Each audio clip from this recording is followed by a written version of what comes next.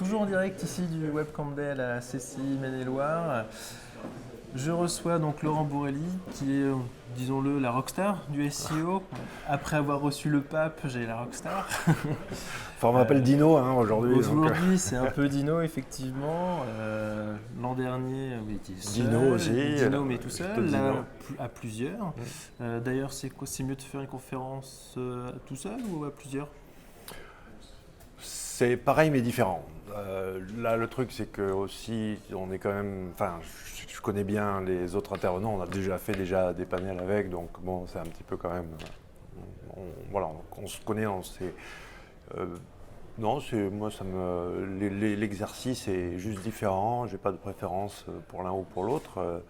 Mais c'est sûr, c'est beaucoup plus agréable quand tu interviens avec des gens que tu connais plutôt que quand c'est un petit peu là, le truc mystère où tu sais pas à quoi t'attendre. Avec d'autres personnes, là, c'est autre chose encore. Et c'est peut-être moins confortable qu'avec les potes, quoi.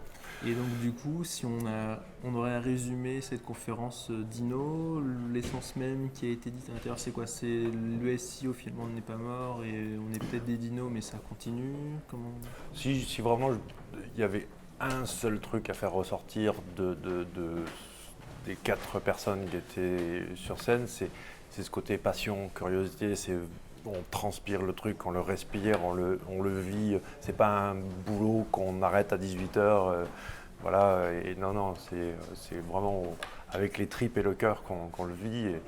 Et j'ai le plus profond respect pour des collègues qui peuvent bosser en agence, et je me prétends pas être meilleur qu'un référenceur en agence, pas du tout. C'est vraiment pas super compliqué en plus le référencement. Mais la grosse différence, oui, pour durer, je pense que c'est ça, c'est quand je vois ceux qui se sont arrêtés, notamment avec les fameuses grosses pénalités, Panda Pingouin, ils ont disparu au premier échec, alors que moi, d'abord, j'ai commencé, tout ce que j'ai fait, c'est casser la gueule, où il a été blacklisté. Donc déjà d'entrée, je suis rentré peut-être baissé dans les problèmes, et puis voilà, il faut peut-être un peu bizarre peut-être pour penser que c'est fun le référencement, mais effectivement ça peut être plutôt agréable si on le prend du bon côté, quoi. Et donc là, c'est un homme de tous les événements, bientôt à Marseille, donc là à Angers. Des conférences à l'étranger de prévues peut-être? Oui, c'est vrai que je commence un petit peu à m'exporter, surtout du côté de l'Angleterre là. Et c'est là aussi que je réalise que le référencement en France est au point zéro. Enfin, sur la planète SEO européenne et mondiale, on n'est vraiment pas grand-chose. Et effectivement, j'ai commencé un petit peu à franchir le palier européen, mais avec beaucoup d'humilité, parce que peut-être qu'en France, j'ai fait mon trou, mais en Europe, on repart de zéro là. Il y a encore du travail. Ouais, du coup. ouais. Et donc on voit effectivement là le Webcam Day commence vraiment effectivement à monter de plus en plus. On passe d'une après-midi à une journée complète. L'avenir du Webcam Day, du coup, tu le vois comment? Ce que je te disais, c'est ça, c'est qu'en fait, moi, de mon ressenti vu de l'extérieur, j'ai vraiment l'impression que quand j'ai on parlait de passion, voilà, le web, à Internet dans les tripes, et que ça saute aux yeux, enfin en tout cas c'est mon ressenti que par rapport à l'an dernier, vous avez encore monté d'un niveau, et je suis absolument certain que le Webcam Day va faire partie des événements incontournables du calendrier. Parlons plus que du SEO, mais parlons du web marketing en général, ou de la visibilité. Mais non, super bien foutu. Et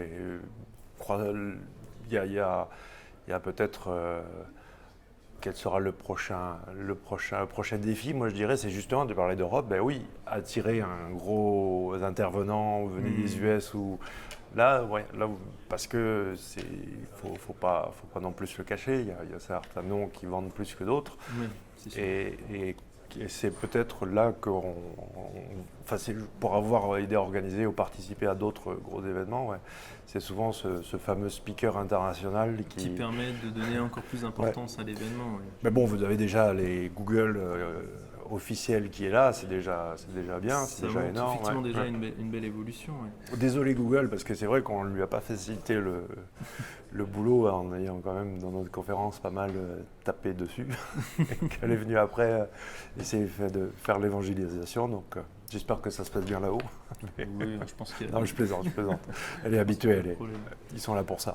Ouais, c'est vrai qu'aujourd'hui, Google, on dit tout du bien, du mal. Aujourd'hui, on a quand même vu pas mal de choses positives envers Google, et c'est vrai qu'ils font un peu la vie et la mort du SEO et des différents sites. Ouais, je sais pas, tu sais, après ça dépend de quel Google on parle, quoi. Moi j'avais écrit un billet là-dessus, mais pour toi Google c'est quoi d'ailleurs?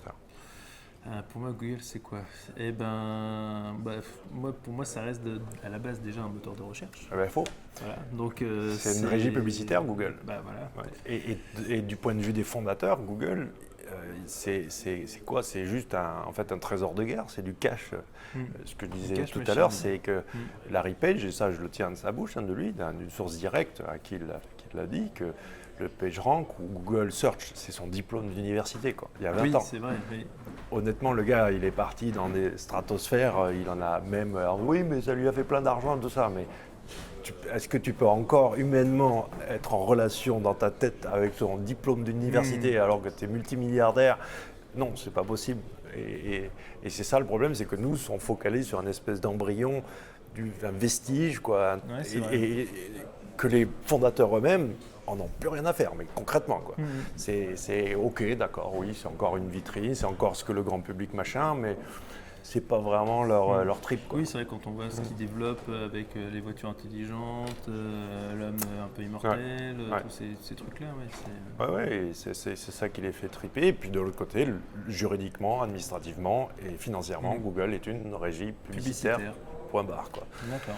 Ouais. Donc, et toujours autour de ça, effectivement, il faut toujours garder en perspective que son intérêt, et puis c'est une boîte américaine avec les croissances, et boîte cotée en bourse avec toutes les contraintes que ça implique, et de bien comprendre qu'on ne peut pas non plus vivre dans une espèce d'idéal de Google, le moteur de recherche, machin. Non, c'est une vraie entreprise capitaliste qui est là pour faire de la thune et point barre, quoi.